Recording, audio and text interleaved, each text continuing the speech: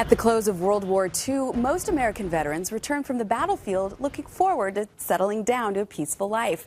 But for the returning warriors of Athens, Tennessee, that dream became a nightmare. The men who had vanquished the forces of fascism overseas were now confronted by a new enemy at home, a local government rife with corruption and abuse. The conflict that followed pitted an entrenched political machine against an armed citizenry fed up with their overlords. It was known as the Battle of Athens, and it's the topic of tonight's Real History. Athens, Tennessee in the mid-40s was the county seat of McMinn County. It had always been a hotbed of political dissent and political eruption. By 1940, the problem was that there was a political machine and they were pretty much dominating the lives of the people.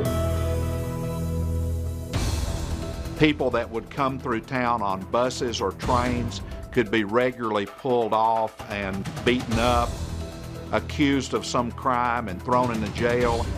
The more prisoners that went into jail, the more money that went into the sheriff's budget. There would have been all kinds of moonshine stills and illegal liquor, and so the sheriff would have gained money from them. There were all kinds of activities in which these male deputies almost had free reign of the female population. There was a large part of the male population that was away at war. It became a common theme by war's end, wait till the boys get back. It was like there was a kind of a crescendo of emotion that was building as these men began to drift back in after the war. There may have been a time in which they thought this was business as usual, but you had these men coming back saying, "We fought for liberty in Europe and the Pacific." The men were encouraged to form a political party. The party was called the GI Nonpartisan Party. Election day was August the 2nd, 1946. The election was for all of the county offices, primarily and of most importance, the office of sheriff. The veterans had put a person forward on their nonpartisan ticket by the name of Knox Henry. And Knox Henry was kind of a grand figure. He was almost a John Wayne type person. And so he was the kind of person who would have garnered a lot of votes.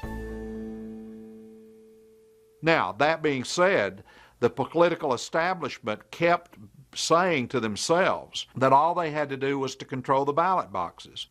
And so you had poll watchers, and these poll watchers would have been there from the establishment. Those were usually deputies, and they were usually armed. There would have been other poll watchers that would have come from the GI party, and those would have been veterans that were in there watching the votes. The first most dramatic event occurred on one of the main streets of Athens. Two of the GI watchers, a man named Shy Scott and a man named David Vestal, were in there with these deputies. There was a man in the community named Tom Gillespie. Tom Gillespie was an older African-American man. He was much beloved.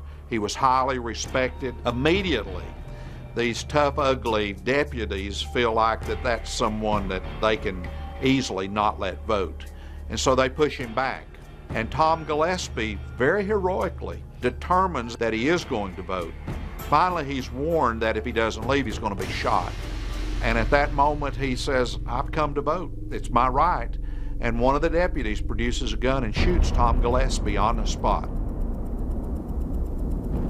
The deputies immediately shut down the precinct, and they are holding the two poll watchers captive inside the precinct. All of a sudden, you can hear sirens coming, and the sheriff and a whole group of heavily armed deputies come in, push the crowds back, and begin to clear out the ballot boxes and move them to the jail. Word is then spread throughout the county that voting precincts are to be shut down and ballot boxes are beginning to be brought to the jail. And so suddenly it's put up or shut up time. The sheriff and the deputies have barricaded themselves, heavily armed, in the county jail. It's like a fortress almost. A man named Mink Powers stepped in and took a leadership role, and he made it possible for some keys to the armory to show up. And so veterans began to go to the armory and began to bring weapons down to town. If you saw the kind of layout of the town, there is a small ridge that looks down over the area where the jail was. So of course these soldiers knew that that gave them tactical advantage that was just unbelievable. Everything was totally quiet. Everything had suddenly gotten dark.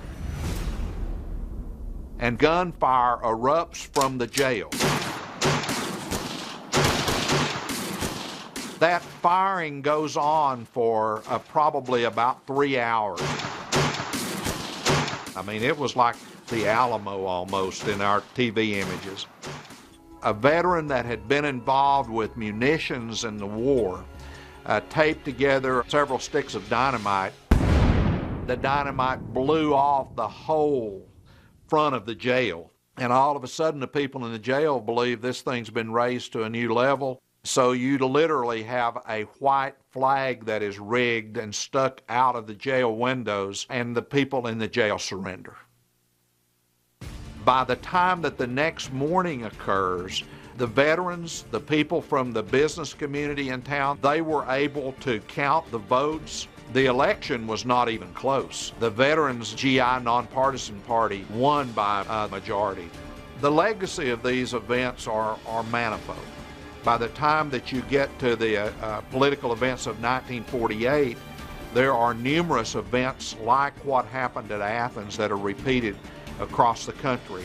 The GI Nonpartisan Party came very close to being the first vital third-party movement in America to really become successful.